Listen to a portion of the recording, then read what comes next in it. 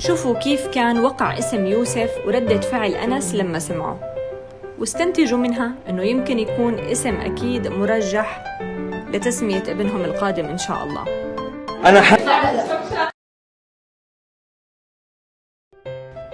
نشر أنس مروى مقطع ليرد فيه على تساؤلات جميع المتابعين عن المبلغ الذي دفعه على حفلة جنس الجنين في برج خليفة، حيث انتشرت الأقاويل أنه دفع 95,000 دولار مقابل الدقيقة الواحدة للحفل.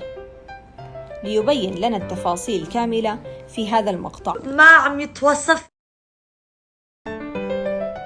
شوفوا ليش أنس ما كان بده يجي. أنا كان بدي بنت أول شيء، لأنه البنت بحس إنه خلص بعرف كيف ربيها، تعلمت من ميلا، ولكن مع الوقوف الله يستر.